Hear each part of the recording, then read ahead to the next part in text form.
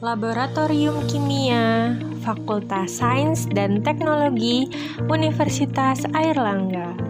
Laboratorium ini digunakan oleh para mahasiswa dan dosen untuk melakukan penelitian dan pengajaran. Selain itu, para mahasiswa juga dibekali oleh ilmu agar terjaganya keamanan saat bekerja di dalam lab. Ilmu yang diajarkan adalah manajemen laboratorium.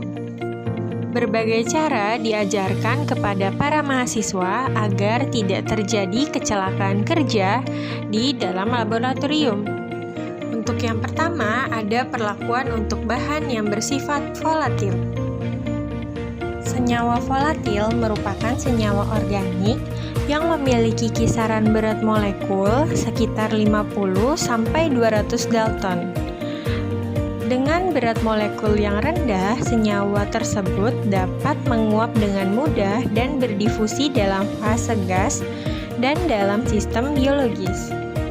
Sehingga senyawa tersebut sangat mudah sekali untuk menguap. Setelah kita mengambil bahan yang bersifat volatil, pastikan selalu bahwa tutup dari botol atau wadah bahan tersebut tertutup dengan sangat rapat agar senyawa tersebut tidak menguap. Dan perlakuan untuk bahan yang kita ambil dapat ditutup dengan aluminium foil atau penutup lainnya. Untuk selanjutnya adalah cara pemilahan limbah kimia yang baik dan benar. Limbah-limbah kimia yang ada di laboratorium harus dibuang secara terpisah berdasarkan jenisnya. Di sini ada limbah logam berat. Kemudian ada limbah halogen. Kemudian ada limbah asam basa. Lalu ada limbah volatil. Di sini kami ingin membuang limbah etanol. Karena etanol adalah bahan yang bersifat volatil, kami membuang limbah etanol pada jerigen yang bertuliskan volatil. Limbah tersebut harus dibuang sesuai dengan sifatnya masing-masing. Contohnya, jika kita ingin membuang limbah HCl, maka kita memasukkan limbah tersebut ke dalam jerigen yang bertuliskan asam basa. Begitu juga dengan yang lainnya, kita masukkan berdasarkan sifatnya. Selanjutnya adalah perlakuan untuk bahan yang bersifat asam. Asam-asam kuat seperti H3PO4 atau asam fosfat harus diberikan perlakuan di lemari asam karena bahan-bahan tersebut bersifat korosif. Selanjutnya adalah perlakuan jika tetesan NaOH dari pipet tumpah.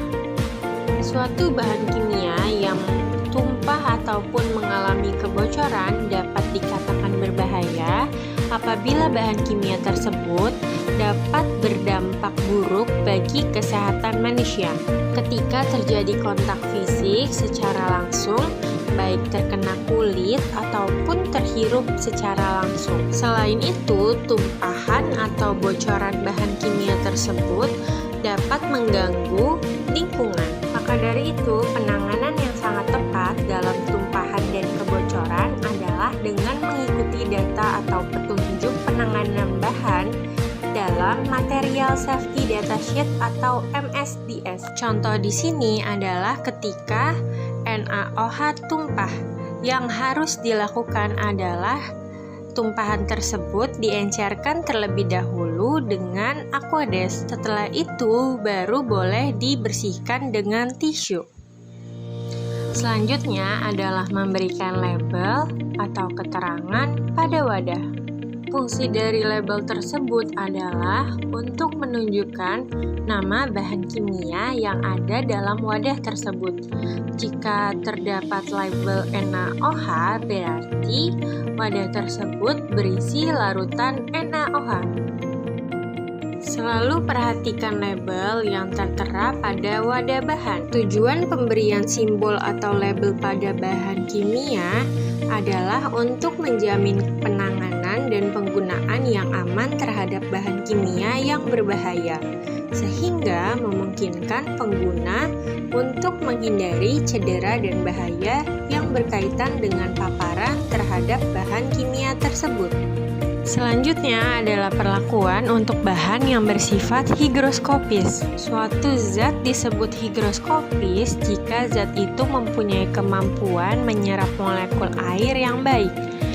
Contoh di sini, zat yang higroskopis adalah PTSA. Zat-zat yang higroskopis harus ditutup dengan aluminium foil atau wadah yang kedap udara.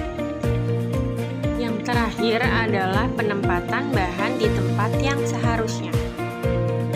Jika kita sedang melakukan praktikum, kita harus memperhatikan bahan apa yang kita ambil dan kita harus meletakkannya kembali pada tempat awal kita mengambilnya. Sekian dari kelompok kami, semoga video ini dapat bermanfaat untuk teman-teman semua. Terima kasih dan sampai jumpa.